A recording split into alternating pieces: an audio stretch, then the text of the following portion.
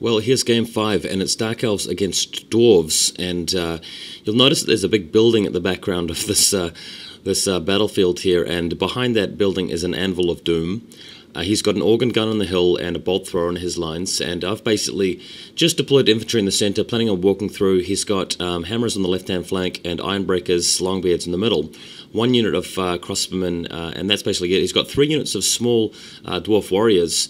They're all the way on the other side of the flank, so they're not really going to be part of the action. I've got all my shooting on the left-hand flank ready to rip into his hammers, which aren't really particularly well armoured, in terms of elite dwarf infantry, not compared to the ironbreakers anyway. Shades at the corner of the wood there to start spraying everybody with repeating arrows as well, repeating bolts.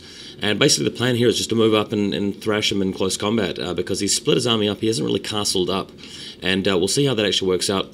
Going to the next photo, you can see even my Cold One Knights are sort of alongside the Blackguard here, keeping the chariot behind the Blackguard because his bolt thrower is at strength 7, and that will instantly destroy the chariot, so really wanting to keep that going there. The sorceress moving forward because with this sort of matchup it's really easy to outmaneuver the dwarves, get out of range of their charges and things, so she's moving forward, getting black horrors out to kill a lot of dwarves with that. In the next photo, you can see a very blurry photo of his Anvil of Doom behind the hill, and that's basically where he's situated it, and the Hydra moving out quite aggressively in the background, as you can see as well.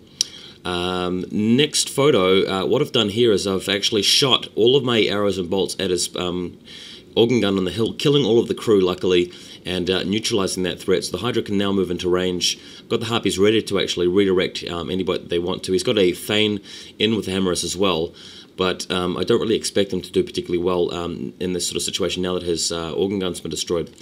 Next photo, you've got the Hydra taking a couple of wounds from crossbows and moving straight forward, getting ready to tear the crossbowmen and then charge them and wipe them out. In the meantime, Sorceress is just hanging in the middle of the field to do some black horrors. And then it happens, my opponent goes to the Anvil of Doom, rolls a 1 followed by a 1, Anvil of Doom blows up, gives me pretty much all of the points for his general and Anvil and the game, no dispel dice after that. So he was really frustrated, as you can imagine, and obviously the rest of the game pretty trivial after that. Bolt thrower trying to shoot at my Hydra, shot it like 2 or 3 times, rolled ones to hit or to wound every single time. My opponent was getting really angry, as you can imagine, actually decided to give up partway through the game. I talked him into actually continuing the game because I didn't want him to give up. That would mean I would win 20-0, and with the players pack and the composition difference scores that you can get between like Dwarves versus Dark Elves, not in terms of the lists, but the race against this other race, there's no way I could have actually got 20 points out of him had he just stayed in the field. So the game continues. Next photo shows you the Blackguard moving into range of the Ironbreakers. I've got the Cold One Knights as well there, ready to just come around through the flank, and Dark Riders just hanging out, shooting at whatever they need to. Next picture, the Hydra actually is this is his turn. He's moved up the Longbeards in a position to actually attack the Hydra if I don't actually move around too far. But of course the plan here is for the Hydra to charge against the crossbowmen. In the next photo, the Ironbreakers have moved around a little bit so that they are not in the flank.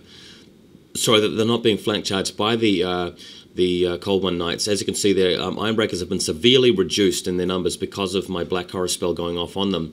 Much easier to get Black Horror off without his Anvil sort of generating 6 or 7 dispel dice for him in total. So there you have it. Next picture, the Harpies are in behind. They're not really trying to march block. You can't really march block Dwarves at all. They're just trying to get in a position where they can actually easily fly into the front of any unit and to redirect them if necessary. Hydra has actually destroyed the crossbowmen and will now be charged by the Longbeards, but the plan here is just to flee with the Hydra and rally in the following turn. Don't really want to get charged by the Longbeards, that would be a bit messy. Next photo, I've moved in here with the Chariot and the Blackguard attacking the Longbeards, and the Cold One Knights have moved around so that they can flank in the next charge if the Ironbeards decide to hold. Ironbreakers, I meant. But Ironbreakers just got massacred and broke. So next photo shows you a blurry picture of the Blackguard right in front of the Bolt Thrower crew. That's their next target. Chariot overrunning right next to the Bolt Thrower crew, so this is the one opportunity to kill the Chariot, but again, my opponent with just astronomically bad rolling doesn't actually even hit it, even though it needed a 2+ to hit, 2+ to wound. Just couldn't even pull that off. And that's basically it. He basically had everything wiped out except for one character hiding behind a hill by the end of the game. He took a couple of table quarters with units of warriors on the whole other side of the battlefield.